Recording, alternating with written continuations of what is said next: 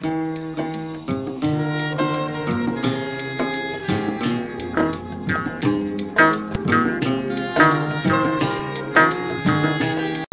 வணக்கம்.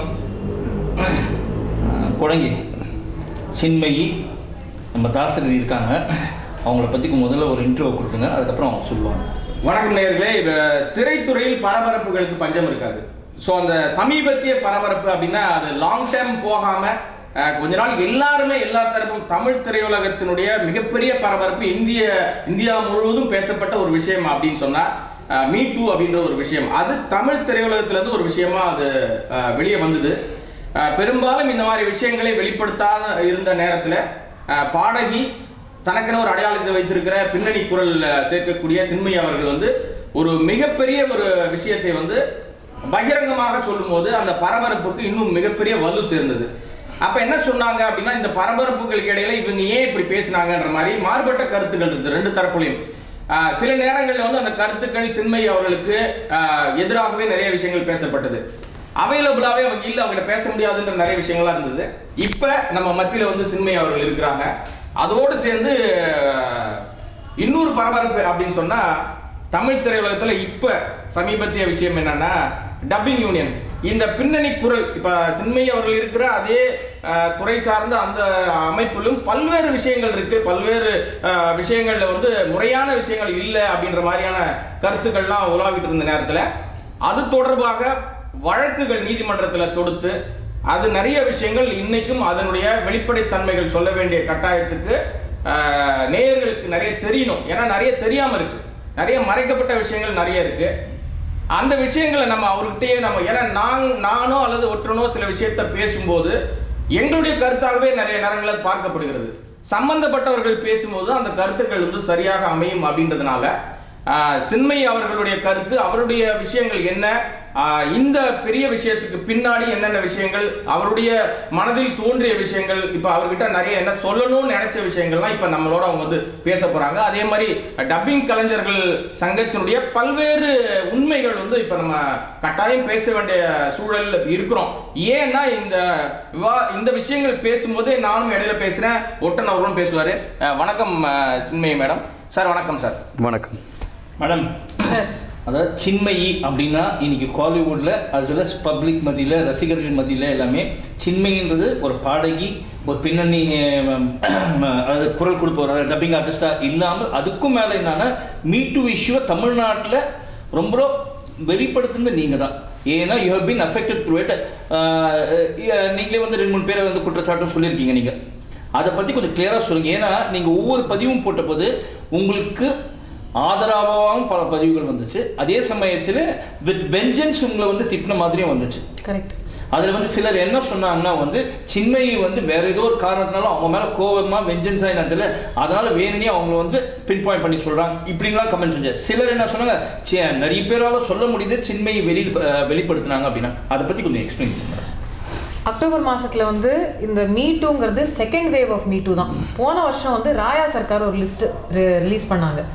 இந்த மாதிரி இந்த சில ஆண்கள், அதில் பப்பு வேணுகோபால் ராவ் நிறைய பேர் இருந்தாங்க அந்த லிஸ்ட்டில். அந்த டைம்லேயே பப்பு வேணுகோபால் ராவ் மியூசிக் அகாடமியிலேருந்து நீக்கியாச்சு. அந்த லிஸ்ட்டில் ஃபஸ்ட்டு பேர் வந்த போது இந்தியன் அகாடமியால், அதாவது இந்த படிப்பு சம்மந்தப்பட்ட கல்வித்துறையில் மென்டார் அப்படின்னு இருக்கிறவங்க, பிஹெச்டி இல்லை இந்த மாதிரி படிப்பு துறையில் இருக்கிறவங்க, அதில் பவரில் இருக்கிறவங்க எத்தனை பேர் ஸ்டூடெண்ட்ஸை பிஹெச்டி அது முடிக்கிறதுக்கு, டாக்டரேட் வாங்குறதுக்கு நீ எனக்கு ஒத்துழைச்சாதான் உனக்கு பிஹெச்டி கொடுப்பேன் அப்படின்னு இத்தனை பேர் பண்ணுறாங்க அப்படிங்கிற சம்மந்தப்பட்ட ஒரு லிஸ்ட்டை அவங்க ரிலீஸ் பண்ணாங்க.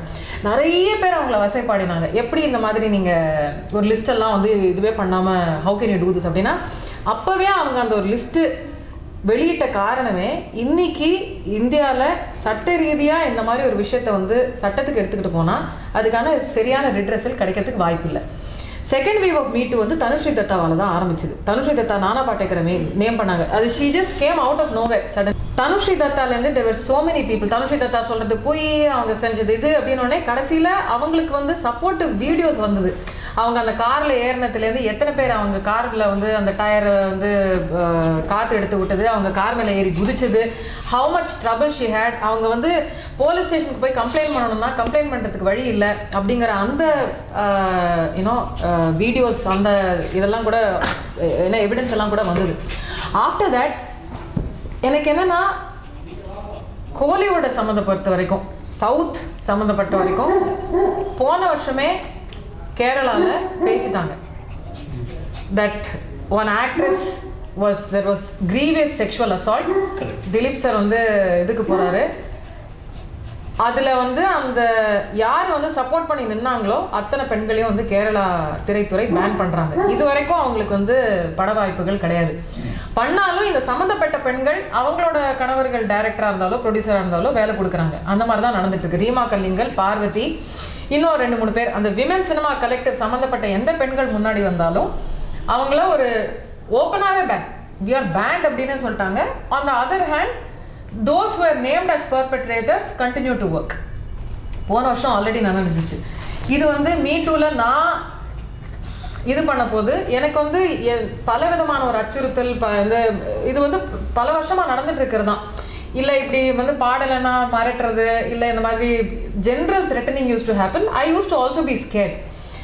என்ன மாறிச்சு அப்படின்னு கேட்டால் அதுக்கான ஒரு இப்போ ஒரு மீட்டூனே நடந்திருக்கலன்னா, ஒரு if so many women hadn't come together naming so many men.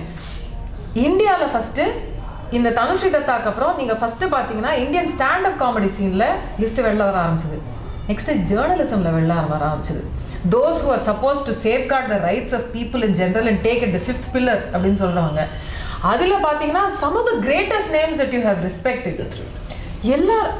So I think that shock of சரி எனக்கு மட்டும் தான் நடந்ததுன்னு நினச்சேன்னு சொன்ன பெண்கள் வந்து இவ்வளோ பிரபலமாக இருக்கிறவங்க. ஸோ பிரபலமாக இருக்கலாம், பவர்ஃபுல்லாக இருக்கலாம், நீங்கள் பாலிட்டிஷியனாக கூட இருக்கலாம், பணக்காரர்களாக இருக்கலாம், ஏழையாக இருக்கலாம், எந்த ஜாதி மதம் எந்த இதுவாக கூட இருக்கலாம். Sexual abuse is not going to let you go. எனக்கு வந்து வந்த ஸ்டோரிஸ் வந்து மேக்ஸிமம் பார்த்தீங்கன்னா சாதாரண குடும்பங்கள்லேருந்து ஆண்கள். எனக்கு அதுதான் மிகப்பெரிய பிரச்சனையாக இருந்தது. ஐ டோன்ட் நோ, ஒரு பெண்ணாக இருந்தால் நீ கவலைப்படாதமா அப்படின்னு வந்து எம்பத்தைஸ் பண்ணி என்னால் சொல்ல முடிஞ்சுது. ஒரு ஆணுக்கு வந்து நான் வந்து I'm so sorry your grandfather ரேப்டியூன்னு எனக்கு I don't even know what it feels like. But I understand and empathise with sexual abuse.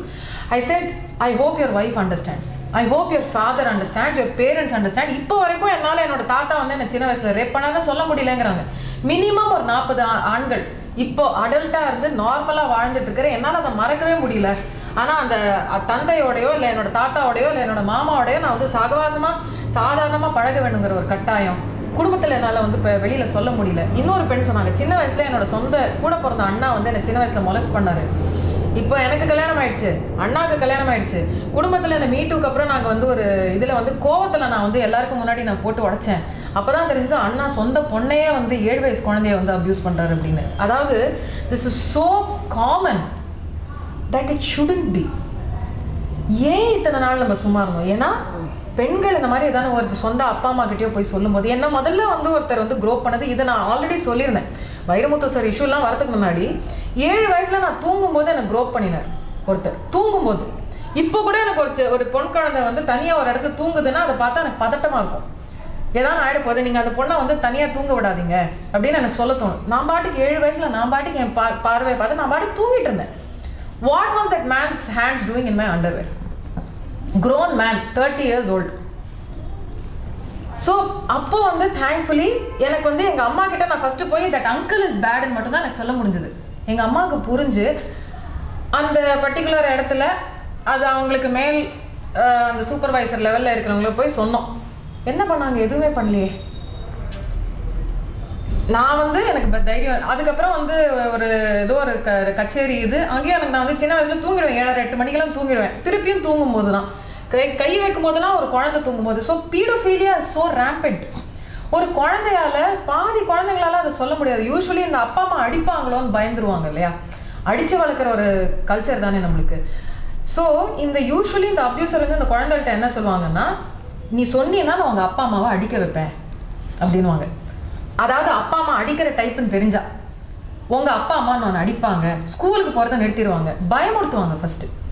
இந்த கான்செப்டே பாதி பேருக்கு புரிய மாட்டேங்குது. ஸோ இது வந்து பிகினிங்லேருந்து ஆரம்பிக்கணும். ஏன் வந்து பெண்களையோ ஆண்கள்லையோ இல்லை வந்து திருநம்பிகள் வந்து இந்த மாதிரி ஒரு பிரச்சனை நடக்குதுன்னு வந்து ஏன் வெளியே கூட்ட சொல்ல முடியலன்னா, சொல்லாத உனக்கு தான் அசிங்கம். ஏன் பார்த்தா இவ்வளோ நாளாக இருந்தது இந்த மீட்டூன்னு அந்த ஹேஷ்டேக் வந்ததுக்கு அப்புறமா each and every woman they have come out to expose what they have suffered in the mari. Unfortunately everybody does not have the இது இப்போ வந்து 4 வருஷத்துக்கு முன்னாடி ஏதோ ஒரு ஈவென்ட்ல first time I refused to sing for Vairamuthu sir. He said he was ரொம்ப கடுமையா பேசினாரு, மிரட்டினாரு. பரவாயில்ல சார், இட்ஸ் ஓகே, ஆனது ஆகட்டும் அப்படின்னு. அந்த தைரியம் எனக்கு ஏன் வந்தது? எங்க மாமனார் மாமியார் கூட நின்னாங்க, கணவர்னு ஒருத்தர் இருந்தார். அது வரைக்கும் என்னோட சோஷியல் கன்ஸ்ட்ரக்ட் நீங்க பாத்தீங்கன்னா டிவோர்ஸியோட பொண்ணு, பேசக்கூடாது, ஊருக்கு ஒப்பிச்சு வாழணும், ஊருக்கு பயந்து வாழணும், நம்மளுக்கு வந்து புருஷத்தோண்டன்னு ஒன்று வீட்டில் இல்லை, இதெல்லாம் வெளியில போய் பேசினா நம்மளுக்கு வந்து வீட்டுக்கு வாடகைக்கு கிடைக்க, இந்த மாதிரி பல கான்செப்ட்ஸ் அண்ட் பல சிக்கல்கள் இருக்கு. குடும்பத்துலன்னு ஒருத்தர் வந்து ஒரு ஆண் அப்படின்னு வந்து அவர் குடிகாரனா இருக்கட்டும், கொள்ளையா இருக்கட்டும், குடிச்சிட்டு வந்து தினமும் பொண்டாட்டி அடிக்கிறவரா கூட இருக்கட்டும். Why do so many women in India live with abusive alcoholic husbands? Because அந்த ஒரு இதுக்காகவாவது, ஒரு லேபிளுக்காகவாவது ஒரு ஆண் தோணன்னு ஒன்று இல்லைன்னா இந்த சொசைட்டி முழுங்கிரும் அப்படிங்கிறது தான் நான் அனுபவிச்சிருக்கேன். அது ஐ நோ. ஒரு வீடு வாடகைக்கும் போனா என்ன பண்றீங்க, மாமா என்ன பண்றார் அப்படின்னு கேட்பாங்க. இல்லை சார், மாமாலாம் இல்லை சார், அப்பாலாம் இல்லை சார் அப்படின்னா 40 வீடு பார்க்க போனோம்னா 39 வீடு வேண்டான்னுவாங்க. 40வது வீடு, ஓ சினிமாவில் பாடுறியா, முடியாது. எத்தனை வீடு இதுக்கு நடுவில் என்னை வந்து செக்ஷுவலி ஹராஸ் பண்ணுறான்னு நான் வந்து 2005 சொன்னேன்னா கண்ணை எடுத்து ஓகே இதுக்கு என்ன வாழ முடியுமா, is there a way? So எல்லாரும் என்ன சொல்லுவாங்க, உங்ககிட்ட ஒருத்தவங்க மிஸ்பிஹேவ் பண்ணிட்டாங்கன்னா சாதாரணமாக ஒரு பெண்ணுக்கு வந்து அவங்க கூட இருக்கிறவங்க பெரியவங்க என்னன்னா அவங்கள வந்து புகழ்ந்து பேசுரு, நீங்கள் ரொம்ப நல்லவர், ரொம்ப மகத்தானவர், ரொம்ப ஒரு கடவுளுக்கு சமானமான அவங்கள பார்க்குறேன்னு புகழ்ந்து பேசினாங்கன்னா அதில் அவங்களுக்கு ஒரு குற்ற உணர்ச்சி வந்து they will behave well with you. இது வந்து ஒரு சைக்கலாஜிக்கல் இதுன்னு எங்களுக்கு எல்லாருக்கும் சொல்லி கொடுத்து வளர்த்தது. எல்லா பெண்களுக்கும் இதுதான் சொல்லுவாங்க. ஒன்று அவாய்ட் பண்ணுவாங்க, இல்லைன்னா புகழ்ந்து பேசுறேன்ருவாங்க. சார் உங்களை மாதிரி ஆகுமான்னுவாங்க. சொன்னால் சார் நான் உங்களுக்கு தகப்பன் இடத்த ஸ்தானத்தில் பார்க்குறேன் அப்படின்னு சொல்லுவாங்க. சார் நீங்கள் எனக்கு அப்பா மாதிரி. நீங்கள் இதில் 3 பேர் சொன்னாங்க என் கூட சேர்ந்து. புவனான்னு ஒருத்தங்க சொன்னாங்க, இன்னொரு பொண்ணு சிந்து ராஜாரான்னு ஒரு பொண்ணு யூஎஸ்லேருந்து சொன்னான். She came and gave interviews to the press also, national மீடியாவுக்கு. ஸோ பேசினாங்க அவங்க. First thing she told Vairamuthu sir, because she was staying in his hostel, sir நீங்க எனக்கு அப்பா மாதிரி sir, please don't do this அப்படின்னு. He continued, she quit the hostel. So overall we are all conditioned, women are conditioned to not speak up. So அந்த கண்டிஷனிங்லேருந்து திடீர்னு வந்து ஒரு 50 பேரோ 100 பேரோ வந்து பேசினா எப்படி நீ பேசலாம் அப்படிங்கிறது தான் ஃபஸ்ட்டு. பெண்களாக இருக்கட்டும் ஆண்களாக இருக்கட்டும், ஏன்னா எல்லாரும் அந்த கண்டிஷனிங்கில் இருக்கிறவங்க தான். ஆணாதிக்கம் பெண்களுக்கே இருக்கு. Patriarchy is inside women. So அது நம்ம how do we break that, how do we impress upon people, and we don't have to be frothing in our mouths. கோவம், ஆக்ரோஷம், ஆத்திரம், மனசு கஷ்டமாக தான் இருக்கும். ஏன் நான் சொல்றது ஏன் உங்களுக்கு புரிய மாட்டேங்குது, கஷ்டமாக தான் இருக்கும். ஆனால் எல்லார் மத்தியிலையும் இருக்க ஒரு கேள்வி, அது ஜென்ரலாக வந்து பப்ளிக்கு எல்லாருமே வந்து சப்போர்ட்டர்ஸ் ஆஃப் வைரமுத்துவாக இருக்கட்டும், இல்லை ஜென்ரல் பப்ளிக்காக இருக்கும். சின்மயி இந்த மாதிரி ஒரு ஃபாரின் கண்ட்ரியில் இந்த மாதிரி வந்து ஒரு பிரச்சனையில் மாட்டிக்கினாங்க அப்படின்னதுக்கப்புறமா மீண்டும் ஏன் வந்து வைரமுத்து வந்து அவர் பாடல் எழுதிய அந்த செக்கச்சிவந்த வானம் இதில் வந்து ஏன் வந்து இவங்க வந்து அதில் கம்பேர் பண்ணுறது போனாங்க அந்த ஃபங்க்ஷனில். அப்போ பார்த்தாங்களே, அப்போ கூட ஏன் அவங்க எக்ஸ்போஸ் பண்ணல இதை பற்றி, அப்பயும் வைரமுத்து கிட்ட பேசினாங்களே அப்படின்றாங்க. இது ஒரு கேள்வியாக இருக்கு மேடம். ஓகே, 2 விஷயம். இது மட்டும் இல்லை, ஏன் கல்யாணத்தை கழிச்சேன்ற ஒரு கேள்வியும் இருக்குது. ஸோ என் கல்யாணம் வந்து யூஸ்வலி பிஆர்ஓஸ் கிட்ட கொடுத்து என்னோட கல்யாணத்துக்கு வந்து அழைப்பு வழிச்சதெல்லாம். யூஸ்வலி அந்த நேரத்தில் என் கணவர்கிட்டயே நான் சொல்லலை, வைரமுத்து சார் மிஸ்பிஹேவ் பண்ணார். கல்யாணம் ஆன அப்புறம் இந்த மாதிரி ஒரு பாடல் தமிழ் தாய் வாழ்த்து பாடணும்னு என்னை கூப்பிட்டு மிரட்ட போது தான் நான் ஃபஸ்ட் டைம் என் கணவர், மாமனார், மாமியார் எல்லாருக்கிட்டையுமே சொல்கிறேன், இந்த மாதிரி அவர் மிஸ்பிஹேவ் பண்ணார், பரவாயில்லம்மா நான் அவங்க கூட இருக்கோம், நீ பயப்படாத எதுக்கும்னு அவங்க சொல்லும் போது இங்கேயும் தான் வந்தது ஒரு தைரியம். எனக்கு கூட நிற்கிறதுக்கு 4 பேர் இருக்காங்கன்ற அந்த ஒரு தைரியம். When you are single parent daughter. ஏன்னா சின்ன வயசுலேருந்து ஒரு பொண்ணை வந்து அடிச்சு வளர்க்குறாங்களோ திட்டி வளர்க்குறாங்களோ என்னவா இருந்தாலும் அந்த முள்ளு மேலே சேலை மேலே முள்ளு, இதுதான் எப்பாரு. கெட்ட பேர் வந்தால் பொண்ணுக்கு தான் கெட்ட பேர், கெடுதல் இருந்தால் பொண்ணுக்கு தான் கெடுதல். அதான் எனக்கு புரிய மாட்டேங்குது. வீடு திருடு போச்சுன்னா திருடனுக்கு கெட்ட பேரு, திருடனானா திருடனுக்கு கெட்ட பேரு, பிக் பாக்கெட் அடிச்சா பிக் பாக்கெட்டுக்கு கெட்ட பேரு, என்ன கழுத்தட்டா அவனுக்கு தான் கெட்ட பேரு, அவன் தான் ஜெயில் பண்ணுவான். ஆனா ஒரு பெண்ணை வந்து பாலியல் முறையா ஏதாவது பண்ணா பெண்ணுக்கு எனக்கு அது என்னன்னே புரியல, எனக்கு அந்த கான்செப்டே புரியல. ஸோ ஒரு தடவை வந்து நம்ம எல்லாம் வந்து நகை தான் வாங்குறதை நிறுத்திடுறோமா, நகை வச்சுட்டா தானே திருட்டு போறது, ஏன் நம்ம தங்க வாங்குறோம், வாங்காத. ஸோ நீ பொண்ணா இருக்கிறதுனால தானே உன்னை தொடறான் அப்படின்னா என்ன எல்லா பெண்களும் செத்து போயிடணுமா? ஸோ கம்மிங் பேக், ஏன் கல்யாணத்துக்கு அழைச்சேன் அப்படின்னா எனக்கு கணவர் இருக்காருன்னு காமிக்கிறதுக்கு. I have a man now, please maintain your distance.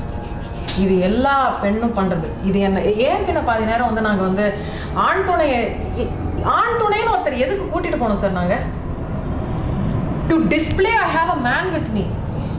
Why do women in society today அவங்களோட கணவர் வந்து குடிகாரராக இருந்தாலும் அடிச்சாலும் உதைச்சாலும் கை கால் உடஞ்சி வீட்டுக்கு வந்து அவங்க பணிப்பெண்ணா இருந்தாலும் அந்த கணவரோட ஏன் குடும்பம் நடத்துறாங்க?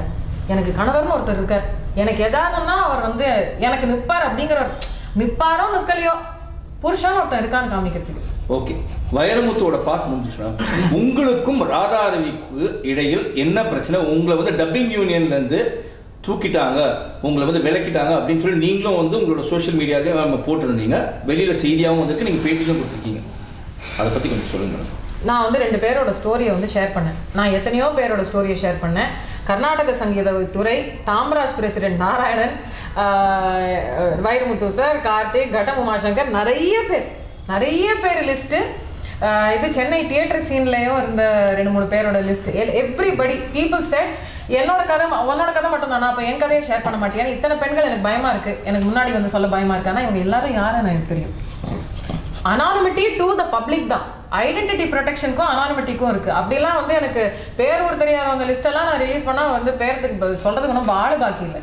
So we had our own filters. என்னோட சில journalist friends, female journalist friend கிட்ட அட்வைஸ் கேட்டு இவங்க இப்படி சொல்றாங்க ஓகேன்னு எல்லாம் வெரிஃபை பண்ணி ட்வீட் பண்ணினது தான்.